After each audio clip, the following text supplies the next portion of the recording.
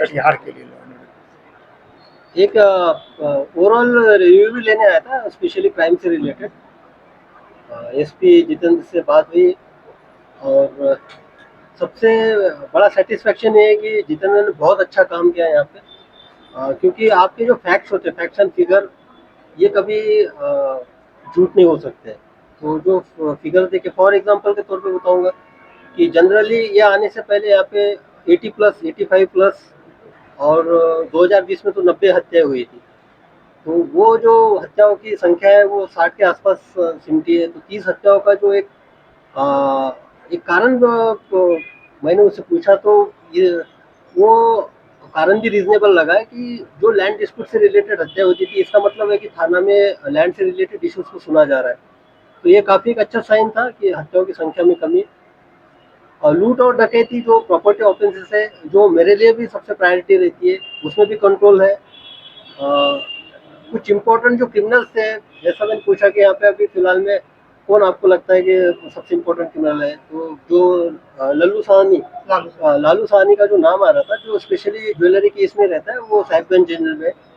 मैं यहाँ कुछ दिन के लिए आया था पहले, 4 दिन के लिए। तो एक मनियारी पे मैंने ऑपरेशन चलवाया था, तो उस बारे में स्पेशली पूछा कि मनियारी घाट का क्या हाल है करके। तो ये काफ़ी अच्छा लगा मुझे कि उस वक्त एक इनिशिएट हुआ था एक्शन।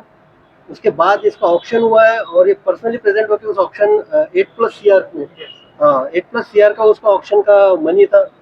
तो इसका मतलब आप देख सकते हैं कि जो वो रैकेट चल रहा था, 8 करोड़ का तो मिनिमम उसका जो था, मिनिमम 8 करोड़ का, तो उसमें एक सिस्टमेटिक करप्शन के तौर पे काम हो रहा था।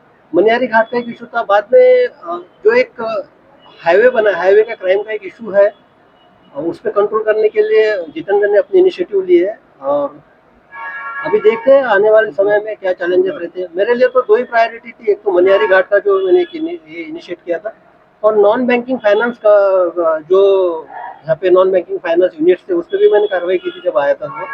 तो उस बारे में भी एक रिव्यू हुआ है, तो उसमें डिटेल में बाद में बताऊंगा। सर सीमांचल में स्मैक का घर बनते जा रही है बात नहीं, ये मैं पूर्णिया में जब आया और आने के बाद मुझे ये सवाल पूछा गया था, तो मैंने ड्रग्स में काम भी किया है, एंटी ड्रग्स यूनिट का मैं इंचार्ज भी था मुंबई में।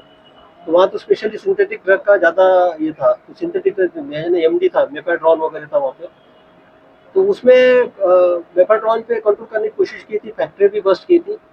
तो मुझे ये डर है यहाँ पे कि अगर सिंथेटिक ड्रग यहाँ पे आ गया, तो उसको हम किस तरह से उस चैलेंज को फेस करेंगे, क्योंकि it's a very dangerous sign अगर सिंथेटिक ड्रग इंट्रोड्यूस होता है तो। और बात यह है कि आप ये सवाल पूछ रही है, नहीं, जैसे मैंने सरकारी मोबाइल यहाँ पे पूर्णिया का हाथ में लिया, मोस्टली जो समस्याओं के मैसेजेस हैं, या तो सोशल मीडिया में जो एक पोस्ट डाला था उसके बाद भी जो मेरे कमेंट आ रहे हैं, जो मैसेजेस आ रहे हैं, वो स्पेशली एक समस्या को इंगित कर रहे हैं, वो कि स्मैक की समस्या, यहाँ पे ड्रग्स की समस्या, युवाओं जो इस ड्रग्स केस में जा रहे हैं। तो मैं ये बताना चाहता हूँ कि no one can do drugs without your consent.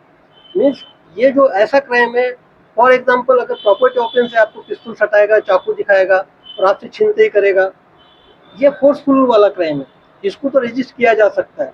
लेकिन ड्रग्स का कंजम्पशन एक ऐसा क्राइम है जिसमें आपको फोर्सफुली ऐसा बंदूक लगाएगा या चाकू लगाएगा, आपको कोई बोल नहीं सकता कि आप ड्रग्स लो, ये लो। तो इनिशिएट होता है जो विक्टिम है उसमें, या तो जो एक्यूज बनता है बाद में क्राइम में, उसी के थ्रू। तो इसके लिए ये दोनों डायमेंशन इंपॉर्टेंट है। हमारे एनफोर्समेंट एजेंसीज का डायमेंशन जो है, उसके साथ साथ समाज का और जो अभिभावक है बच्चों के, उनका भी बहुत बड़ा रोल इसमें आता है। इसमें एक पूरे सीमांचल के लिए एक बहुत बड़ी स्ट्रैटेजी बनाने की जरूरत है, वो एक ड्राइव चलाने की जरूरत है। कुछ कंज्यूमशन केसेस का जो एक होता है, वो एक यहाँ पे एसओपी बना के इम्प्लीमेंट करने की आवश्यकता है।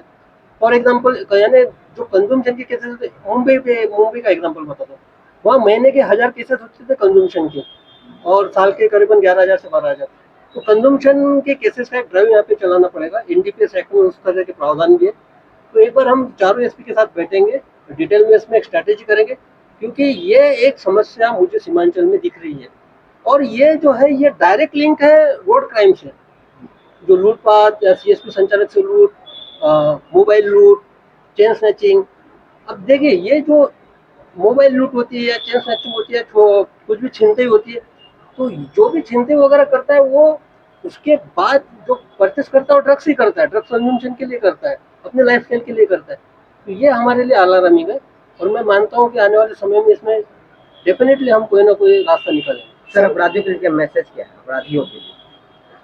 अपराधी के लिए मैं खुद ही एक मैसेज हूँ भाई, वो तो समझ गए, अब हम आ गए यहाँ पे तो कोई दिक्कत नहीं है। सर एक लास्ट सवाल हाँ। सर, यूथ है आपका आइकॉन मानता है, हाँ। क्या कहेंगे 10 जो स्मैक से दूर रहने के लिए क्या मैसेज देंगे? एक मैसेज नहीं, ये जो है ड्रग्स का जो शुरुआत होती है ये डायरेक्टली अभी तो स्मैक के ऊपर जो है स्मैक्स ले रहे हैं। स्मैक जो है हीरोइन का एक सबसे लोएस्ट क्वालिटी का ये होता है, जो पेपर वगैरह आता है उससे कंजम्पशन होता है। हर ड्रग की एक शुरुआत जो होती है वो स्मोकिंग से होती है, मैंने देखा है।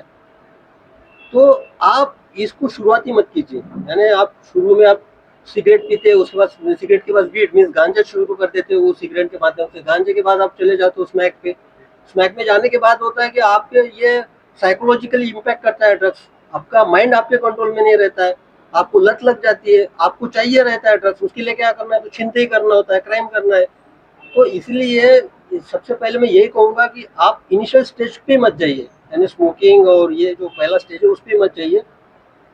और अभिभावक का मैं फिर से बता रहा हूँ, समाज का और अभिभावक का बहुत बड़ा दायित्व है इसमें, क्योंकि ये इट्स टू वे प्रोसेस है। हम तो रिस्पॉन्सिबिलिटी एजेंसी तो हमारा काम करेंगे। अभी देखते हैं इसका डायमेंशन कितना है।